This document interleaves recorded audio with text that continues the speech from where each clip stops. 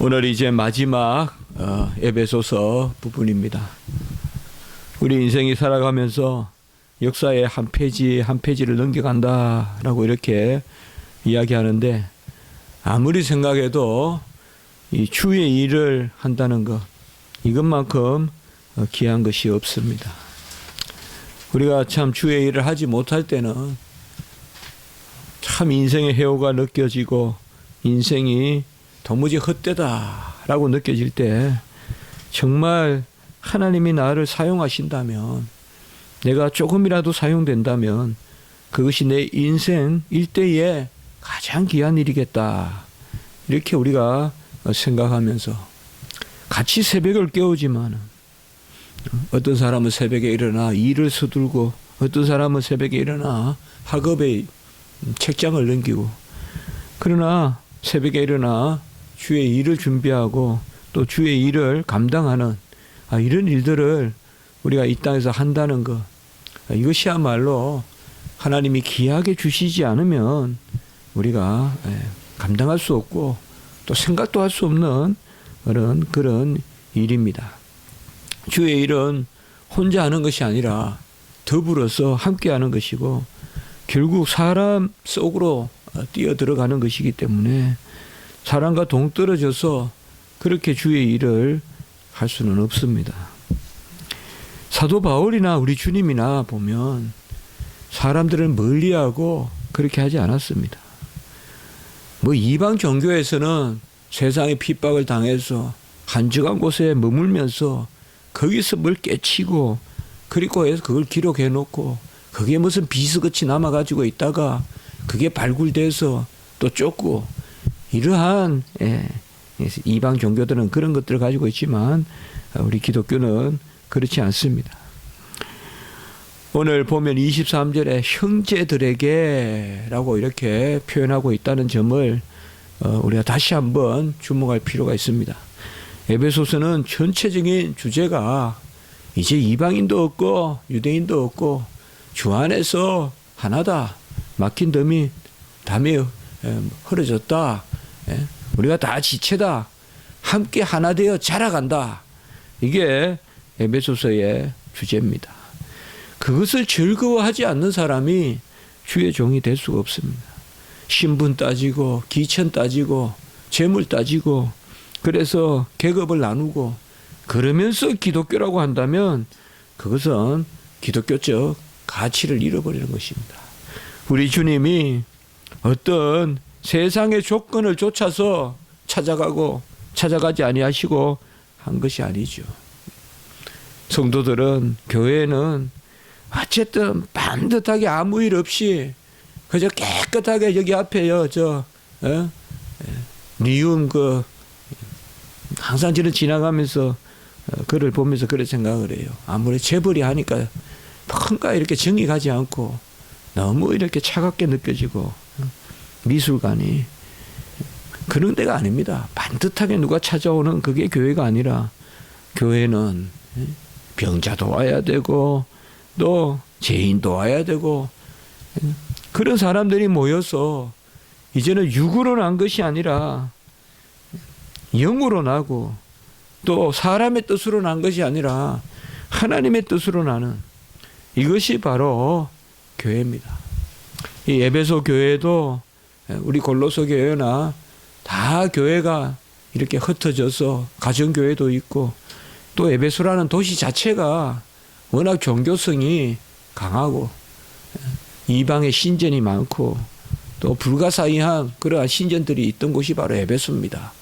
이런 에베소의 사람들에게 형제들이라 이렇게 부르는 모습을 봤을 때, 우리가 교회라는 것은 이 땅이 틀을 박는 게 아니거든요.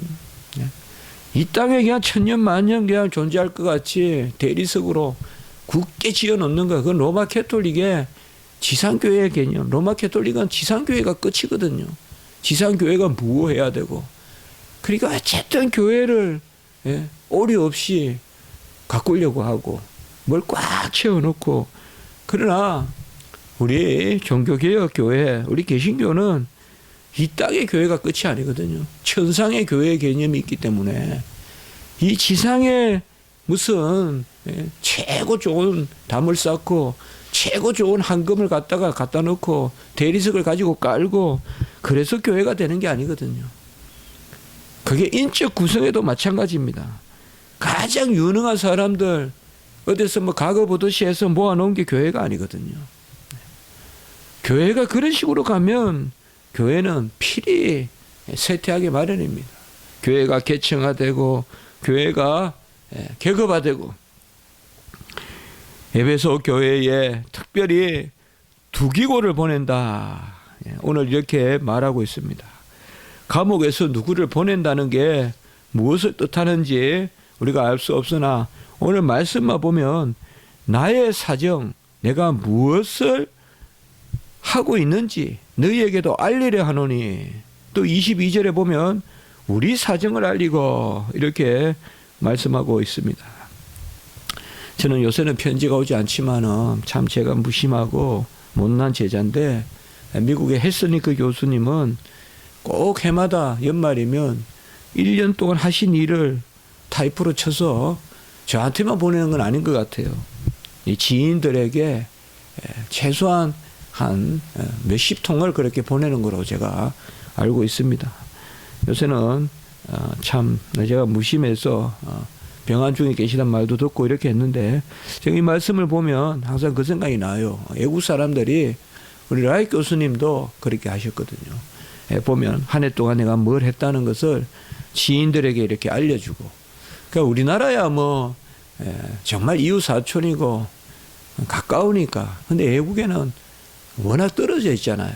떨어져 있고 멀리 이렇게 서로 살기 때문에 자기 자신을 알려준다는 거 이것은 참 상당히 하나가 된다는 표현 그리고 비밀이 없다는 표현 또 그 가운데 기도도 또 이야기하고 또 내가 받은 하나님의 은혜도 이야기하고 그래서 사도 바울이 주의 공적인 일을 감당하는 사도로서 자기 사정을 알린다는 것은 곧 다른 것이 아니라 어떤 신세나 처지가 아니라 하나님이 그에게 얼마나 지혜와 계시의 영을 주시고 또 감옥에 있지만 그와 함께 하시고 그리고 그를 통하여서 하나님이 일을 이루려고 하시는가 그것을 알리려 한다라고 이렇게 우리가 볼 수가 있죠.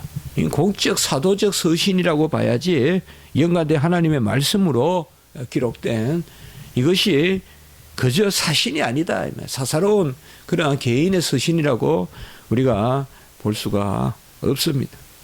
항상 주의 종들은 주의 일꾼들은 이러한 공의식을 가져야 됩니다. 하나님의 일을 하는 의식을 가져야 돼요. 빗자루를 하나 들어도 그런 마음을 가져야 되고 글을 하나 써도 그렇게 해요. 세상의 책은 사사로이 쓰는 거지만 신학교 교수가 책을 쓴다거나 또 목사님이 편지를 하나 써도 공적인 거죠. 누워서 막 이런 개념 줄줄 늘어져 쓰는 게 아니라 반드시 책상에 앉아서 그렇게 하나님의 은혜를 전하고 이런 것을 우리가 생각해 볼 수가 있습니다. 고난도 즐거움도 함께 나누는 그 형제들에게 지금 감옥 안에서 이 사도가 편지를 쓰고 있습니다. 두기고가 누군지 예상하고 추측할 수는 있지만 굳이 그럴 필요도 없고 두기고는 오늘 말씀이 알려주는 만큼만 알면 됩니다. 사랑을 받은 형제요 주 안에서 진실한 일꾼이다 이렇게 말씀하고 있습니다. 물론 그냥 앞에 상투적으로 붙는 그런 수사다라고 말씀할 수도 있지만 제가 아까 객관적인 그런 말을 했죠. 주의 종들은 인사치레라도 허사를 하는 게 아닙니다. 분명히 이 두기고는 사랑을 많이 받았다. 뭐 사랑을 받았다 하면 1차적으로 하나님의 사랑을 받은 그러한 형제다라고 볼 수가 있겠죠. 이때 벌써 보면 우리가 형제요 이런 말 쓰는 거 보면 요새도 우리가 형제자매라고 하는데 아마 이 당시에도 이런 단어들이 많이 사용되지 않았을까. 아델포스 형제요. 그래서 사랑을 받는 형제요. 그러니까 두기고는 사랑을 많이 받았습니다.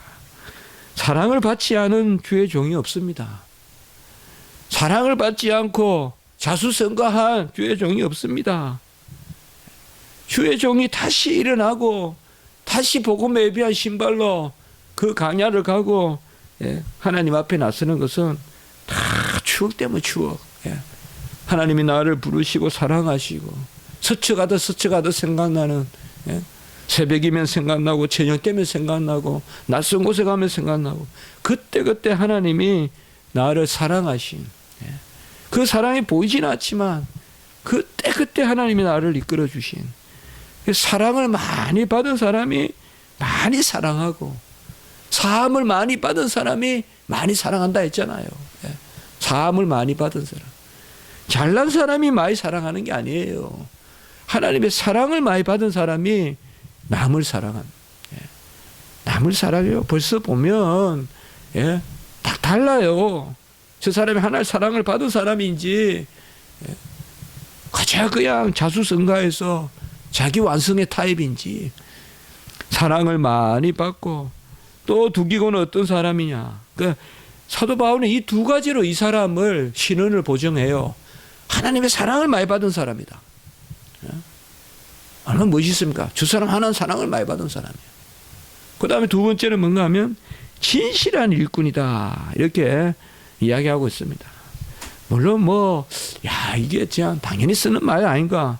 그러나 영감된 말씀이 성경에 어찌 그냥 그렇게 기록했겠습니까? 사랑을 많이 받은 사람이고 주의 종은 거짓이 없어야 된다. 참 이것이 가장 중요한 덕목이다. 모자란 건 하나님이 채워주시면 되고 또 모자라면 기도하면 되는데, 진실함이 없으면 이거 도무지 발전도 없고 아무것도 없습니다. 말만 있고 거칠에만 있지 진보가 없고 진실이 없으면요. 그래서 사랑을 많이 받고 진실하고, 이게 참 주의 종의 그러한 모습이 아닌가. 그래서 사랑을 많이 받아야 돼요. 받으려고 받는 게 아니죠. 하나님이 전적으로 베풀어 주시고 또 그 가운데 이제 사랑을 받는 그러한 질서를 깨닫게 되면 또 기도하고, 기도가 즐거워지고 또 기도 가운데서 우리가 절망치 않고 또 희락을 누리고 이 받아들이는 방법을 아는 거죠. 그러나 받아들인다는 게 처음 하나님이 먼저 주시고 또 받아들이고 이게 이제 익숙해지는 거지, 처음부터 내가 쭉 나서서 내놓으라 하면서 받는 건 아니잖아요. 사랑을 잘 받아들이고 받아들이는 방법을 아는 사람이 주의 일꾼이 돼야 되고, 그리고 진실해야 된다. 참 이거는 참 중요한 덕목인 것 같아요. 진실하면 발전이 있고, 우리가 그렇게 나누잖아요. 최고 못난 것은, 최고 그래도 가장 가벼운 죄는 남을 속이는 거고, 더 힘든 것은 자기를 속이는 거고, 가장 힘든 건 하나님을 속이는 건, 남을 속이는 것보다 자기를 속이는 게 더 문제거든요. 괜찮다, 나는 괜찮다. 그게 그냥 내 속에 버릇이 돼가지고 자기 합리화를 하고 이렇게 사는 모습이죠. 나이가 들어갈수록 이런 경향이 자꾸 심해지거든요. 판단하고 비교하고 이런 것을 다 스톱시키고 얼마나 살겠냐 하면서 그냥 내 주장대로 사는 거예요. 근데 그거 검증되지 않은, 사랑을 받은 형제요 진실한 일꾼으로 두기고를 보냈는데, 그런데 사정을 알릴 뿐만 아니라 22절에 보면 위로하기 위하여 그를 보냈다, 이렇게 말하고 있습니다. 우리는 이 위로가 무엇을 의미하는지 구체적인 사건이 있을 거라고도 생각해 볼 수가 있고, 아니면 우리가 이사야 40장에 나오지만은 바로 신약 시대에 예수님이 오셔서 이제 위로하라, 너희는 위로하라. 바로 이 위로라는 개념이 예수님이 이 땅에 오셔서 은혜를 이루시는 그 모습입니다. 그래서 이 두기고를 보내서 어떻게 보면 지금 위로를 받을 사람이 누굽니까? 위로를 받을 사람이, 감옥에 있는 사람이 위로를 받아야 될 텐데 오히려 사도가 두기고를 보내서 위로를 하는, 이것도 어떻게 보면 또요 우리 현실적인 모습이라고도 볼 수가 있죠. 잘 살고 편안하다고 남을 위로하는 게 아니죠. 오히려 그런 사람에게서 불평이 나오고 짜증이 나오고, 누가 봐도 반듯하고 누가 봐도 하나님 세워주셨고 누가 봐도 하나님이 일하고 잘 서 있으면서도 끊임없이 불평하고 이 정말 불평의 입을 좀 닫아야 되는데 끊임없이 불평하는 거예요.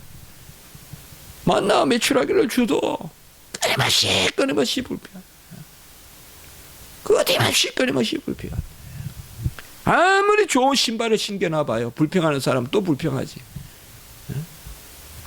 앞굽이 안 맞니? 뒷굽이 안 맞니? 옆볼이 안 맞니? 끊임없이 불평하네.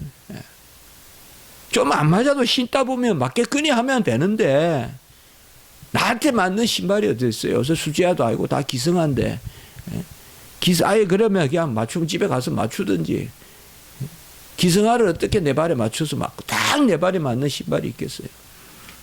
그럴 줄 알면서 사면서도 말이죠. 이게 안 맞니? 저게 안 맞니? 끊임없이 불평하는. 채울 수가 없어요. 불평은요. 주관에서 나오는 게 객관에서 나오는 게 아니거든요. 무슨 일 때문에 불평하는 게 아니에요. 습관적 불평이지. 그러나 정말 이론은 어떤 형편에 따른 게 아니라 하나님이 주신 근원적인 이로 예수님이 이 땅에 오셔서 이스라엘 백성이 어떠하든지 간에 이사야 39장까지 그 패역한 모습을 심판을 이야기하고 이제 40장에 이루하라. 그리고 23절에 이제 기원을 하고 24절까지 서신을 마치고 있습니다. 마지막으로 기원을 하고 어떤 기원이라는 것은 주고받기식이 아니죠. 하나님의 은혜로 특별히 평안과 믿음을 겸한 사랑을 그렇게 기원하고 있습니다. 이 믿음을 겸한 사랑, 이게 이제 에베소서에도 이제 나타나지 않습니까? 에베소서 1장 9절에 보면 너희 사랑을 지식과 총명으로 풍성하게 하라. 이 사도 바울의 칼빈도 기독교 강의에 보면 그렇게 많이 나오는데 믿음, 소망, 사랑이 사도 바울에는 항상 이렇게 서신서에는 함께 도사리고 있죠. 함께 나오죠. 믿음과 소망과 사랑과. 그래서 특별히 평안과 믿음을 겸한 사랑이 형제들에게 있을 것이다. 평안이라는 것이 뭡니까? 어떤 세상의 군왕을 잘 섬기고 하는 그런 것도 우리가 큰 질서가 있지만은 무엇보다도 하나님을 제대로 모시고 하나님을 하나님 자리에 놓고 우리 자녀들은 그 하나님 안에 거하는, 우리가 계속 나누지 않습니까? 샬롬, 에이렌의 평안, 평강은 제자리에 있는 것이다. 그래서 평안이 달리 있는 것이 아니라 아무리 정세가 온전하고 생활이 괜찮아도 하나님 안에 있지 아니하면 평안이 없고, 형편이 어렵고 국가가 위기에 처해 있어도 하나님을 모시고 있으면 평안하고. 그러니까 지금 위로를 하는데 어떻게 위로를 하느냐? 평안을 먼저 강구하고 있습니다. 평안은 제자리에 있는 것입니다. 샬롬은 제자리에 있는 것입니다. 예배 잘 드리고 또 기도하고 말씀 읽고, 그게 그 자체가 평안의 모습이지, 평안이 무슨 따로 존재하는 게 아니라 하나님과 관계를 잘하고, 그리고 믿음이다. 믿음은 아버지가 아들을 보내신 그 아들을 믿는 것이고, 믿음은 하나님께 아뢰고 하나님께 나아가는. 제가 요새 믿음에 대해서 이제 글을 쓰고 있는데, 믿음에는 지식이 있고 믿음에는 어떤 인정, 승인이 있고 확신이 있고, 그 다음에 요새 제가 읽으면서 이 세 가지 요소는 항상 이야기되는데요, 네 번째가 있더라고요. 이 칼빈이 이걸 많이 강조하던데요. 믿음에는 평정과 평온이 따른다. 영어로는 security, serenity, security 바로 안전하다. 근데 이제 평정이라고 지금 번역을 했는데요. 평정이 따르고 믿음에는 그다음에 시레니티, 평온, 잔잔한 호수와 같은 영어가 있지 않습니까? 그래서 세쿠리타스, 세레니타스. 제가 이걸 참 이게 중요하더라고요. 저는 이때까지 이거는 많이 강조를 안 하고 봤는데 믿음의 이 요소가 있더라고요. 본질적인 요소가 있고 이 둘레티는 반사적 요소가 있다. 참 멋있는 말을 썼어요. 본질적 요소는 지식이고 객관적으로 인정하는 거고 주관적으로 확신하는 거고 이 세 가지가 본질적 요소고 여기에 반사적 요소가 있다. 그것이 바로 뭔가 하면 평정함과 평온이다. 그러니까 믿음에는 이 평정과 평온이 따른다는 거예요. 그래서 이게 담대함이 되기도 하고 이게 사랑이 되기도 하고 그렇게 아주 믿음을 분석해 놨더라고요. 그래, 참 이게 우리 개혁신학자들의 분석이더라고요. 그 믿음에는 평정과 평온이 있어요. 그러니까 잠잠하라는 거 있잖아요. 잠잠하라는 그 상태가 있다 이 말이에요. 잠잠하라. 말을 하고 막 하는 게 아니라 잠잠하게 내 영은 편안해, 내 영은 편안해 하면서 평온을 믿음이 준다 이게 우리에게. 믿음이 평온이 주고 평정을 주고 거기서부터 뭐가 나오는가 하면 담대함이 나오고 사랑의 마음이 나오고 여기 평안과 믿음을 겸한 사랑. 우리가 사도 바울이 믿음과 사랑은 사랑으로서 역사하는 믿음 갈라디아서 5장 6절에서 보게 되지 않습니까? 그것을 너희에게 있을지어다 라고 이렇게 말씀하고 있습니다. 그리고 24절 마지막에는 변함없이 예수 그리스도를 사랑하는 모든 자에게 은혜가 있을지어다 라고 이렇게 은혜를 구함으로 이제 이거는 이제 축복 기도에 해당하는 그런 영역이라도 볼 수 있죠. 대미를 마치고 있습니다. 우리가 오늘까지 에베소서 말씀을 봤는데 에베소서의 가장 중요한 주제는 바로 창세전에 우리를 작정하셨다. 그리고 그리스도 안에 담이 허물어졌다. 그리고 그로 말미암아 하나된 백성은 그리스도께로 자라가야 된다. 그런데 그 자라감의 영역이 교회 안에서도 자라가야 되지만 부부 간에 부자 간에 또 사회의 질서 가운데 자라가야 된다. 그리고 우리는 영적 전쟁을 감당하기 위한 전신갑주를 입어야 된다. 이런 것들이 파노라마 같이 그려지는 에베소서의 주제였습니다. 이제 다음 주부터는 우리가 옥중 서신 두 번째 서신인 빌립보서. 이 빌립보서는 이제 그러면 이러한 은혜의 근원이 뭐냐? 이거는 좀 더 기독론 쪽으로 더 파고 들어가는 그것이 이제 빌립보서입니다. 그래서 다음 주에는 빌립보서로 우리가 또 하나님께 영광을 올리는 또 하나님 말씀을 듣는 그런 시간을 갖겠습니다. 기도드리겠습니다. 거룩하고 자비로우신 하나님 아버지, 우리도 두기고와 같이 사도가 좀 믿고 보내서 위로하게 하는 그러한 아버지여 자리에 설 수 있고 또 사랑을 받고 진실한 그러한 형제, 종이 되는 저희들 될 수 있도록 도와주시옵소서.